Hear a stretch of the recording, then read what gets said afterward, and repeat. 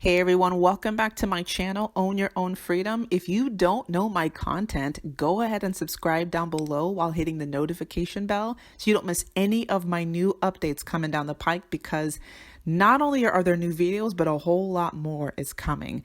If you check out the description box, you'll find a link to my Own Your Own Freedom community on the app called Wix, probably the most convenient way for my viewers to get so much more out of this community. You'll find there, once you download the app, that I've posted some blogs there, more in-depth, extensive content and advice on navigating this toxic world that we live in by making freedom your lifestyle. You can click on the link to my website, which is coming along nicely, and you'll also see that I'm offering what I call coffee consultations, which are sort of like low-key, casual, single or group therapy sessions, but at the fraction of the price. Let me know in the comments if that interests you. I'm still working on the payment processing aspect, but that should be coming along and running very soon. More information to come. You'll also see in the description that on the app, I'm beginning a podcast channel of all the videos I release here so that you can listen on the go. So a whole lot coming. Like I said, let me know in the comments if this interests you. But yo, this is like... You can leave comments on my blog, you can purchase consultations, you can even contact me directly and talk to fellow survivors. This is how we get connected and stay connected. Plus, whoever signs up first will get a promo code for 50% off their first coffee consultation, but I digress. With that said, enjoy the video.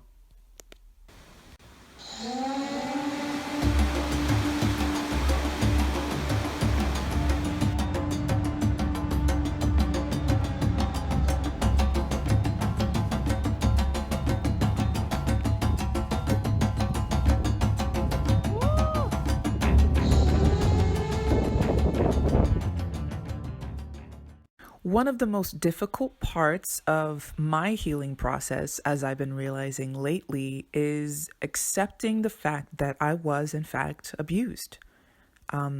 Yes, we talk a lot in this community about being mentally abused, as in all of the matters of the mind, the disassociation, the lack of self-esteem, the anxiety attacks, all the different things that can happen when you are in a household or in a relationship with someone who is highly dysregulated emotionally. But besides all of that, I'm frankly still coming to terms with the fact that, yes, I was physically abused by my father. If you don't know my story, my father is, in my opinion, a spiritual narcissist. But first of all, he is an overt narcissist. And this is, if you want to know what a spiritual narcissist is, I made a video on it, but also a whole playlist on my story and how I even came to start this channel. But a spiritual narcissist, I would describe as someone who is outwardly religious, and I say religious instead of spiritual, or in any other term that would actually be more genuine, but outwardly religious person with spiritual ambitions and goals. Whether they want to rise in the ranks or to have power, to self-validate, whatever the case may be. But the person who also takes advantage of humble, kind, and unassuming people, usually Christians, for their own base gain. This topic is very much related to child abuse because typically the most outwardly religious and critical people tend to be the ones who struggle in their flesh the most. The people who are most, this is a general statement obviously, the people who are more understanding and more self-reflecting and less critical because they realize that we're all the same in this world. Those are the ones typically who aren't going to be the ones behind people's backs, doing all types of disgusting and degrading things or abusive things. They usually have much more control over their flesh. So my father could not control his anger.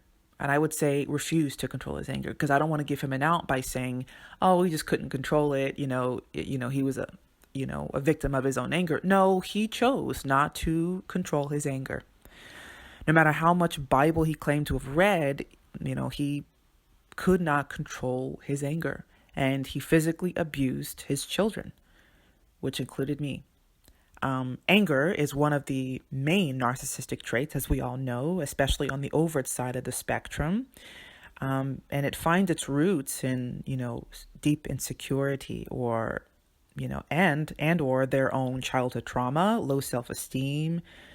And, they have outbursts that most typically occur when life gets out of control, which is, humanly speaking, we all find ways to regulate our emotions when life gets out of control. Either we, go by ourselves for a little bit. That's usually what people do. They go by themselves. They go and talk it out with people. They go have fun to let loose and forget about everything. Maybe they have a glass of wine at the end of the night. Maybe they go to bed early.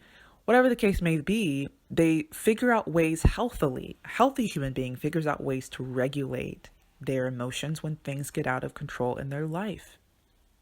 But a narcissist did not develop those skills and chooses as an adult to lash out in certain ways.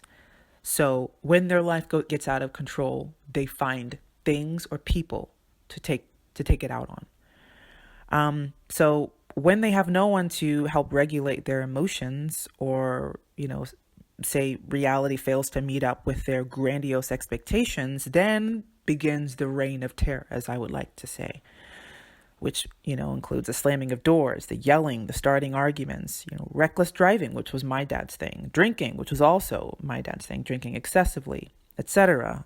These obvious things are learned behaviors. This was the pattern that was set before them from when they were very young, or they learned these things and they figured they worked, temporarily, and they just never let go of them. Because another aspect of narcissism is their deep and tendency to develop addictions to things and people.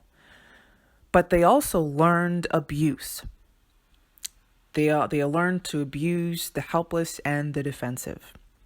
This is not only their way of making them feel better and valuable and bigger and more important than other people, but also to devalue other things and other people.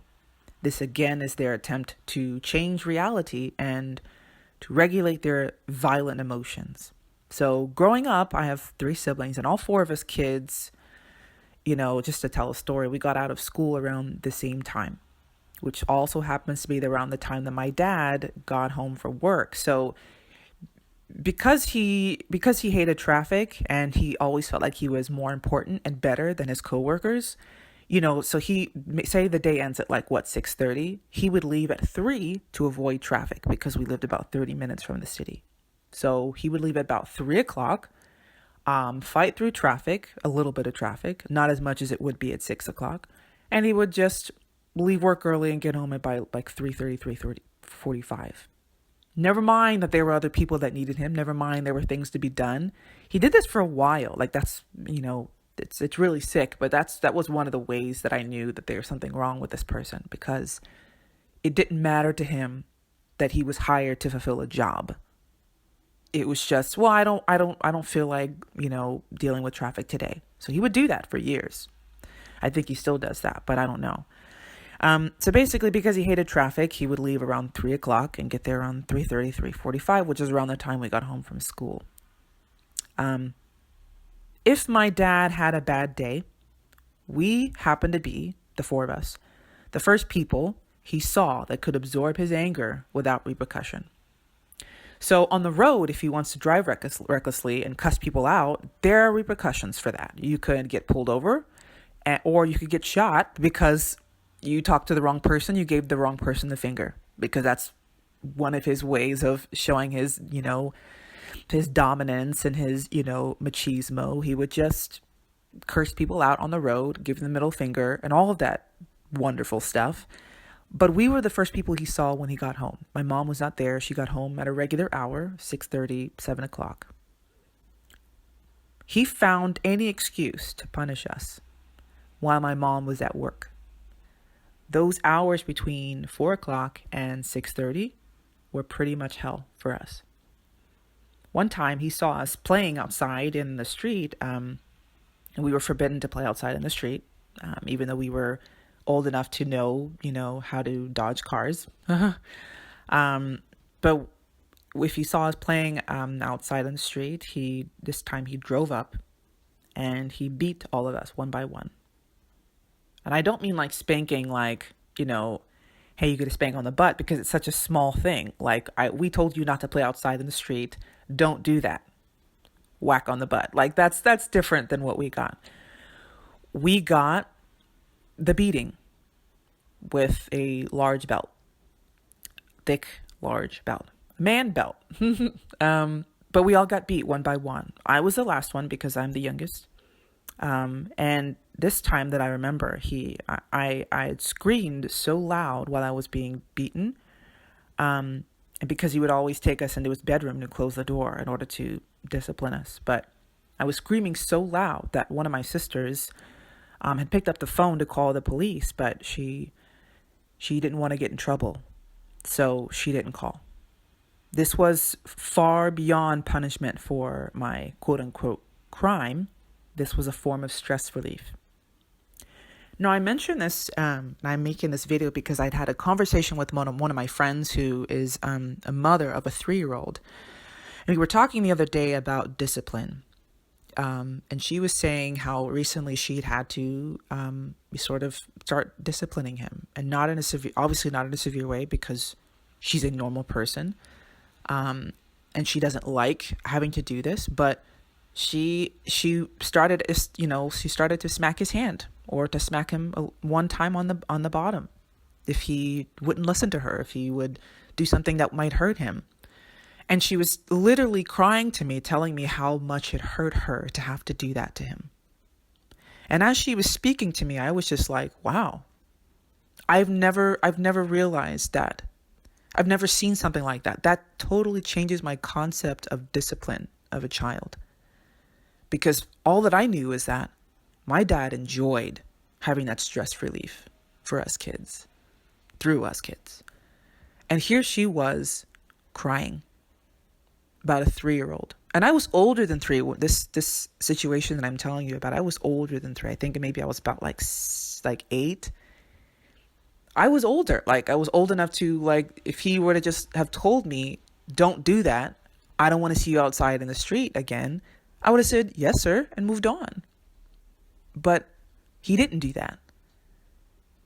And even as a 3-year-old, as a mother of a 3-year-old, she was crying that she had to discipline her son in that way. This is a beginning of hell for her. She's like, well, I don't want him to hurt himself. So I have to show him not to do what he's doing, not to reach into the oven, not to go outside and play with the, what do you call it? The wires that she had on the fence. Don't go outside and put your hand through the fence to pet the dog on the other side. Don't do, like, the things that she is doing to protect him. This is the beginning of the worst part of parenting for her. And I was just thinking there's such a juxtaposition between these two. My dad had no problem beating his children because it made him feel big. He could exert all the anger he wanted onto us and have no repercussion and feel nothing about it. And this person that I know was absolutely bawling. And I hope this ruins this whole idea about, because we always talk about how narcissists can't help it. And I've even said this in one of my recent videos about how they just can't help it. They are who they are. But this is a choice that these people make. They are adults. They are narcissistic, self-centered adults with a horrible character. And we need to stop, letting them off about these things. They are abusers. They are terrible people. And they need to get a good look at themselves. Call them out and have them feel the greatest shame that they've ever felt in their entire life. And maybe that'll get them to change. Like I've already said, if you like this content, leave a comment down below if your experience with child abuse and narcissistic home, or with any kind of toxic individual and how they deal with their anger. But also like and subscribe to this channel and hit the notification bell so you don't miss any of my new videos. I post once a week, every Friday at 7 p.m. Paris time. And let me know if you have any other ideas for videos. I'd be happy to cover other topics. So thank you for watching, and I'll see you on the next one.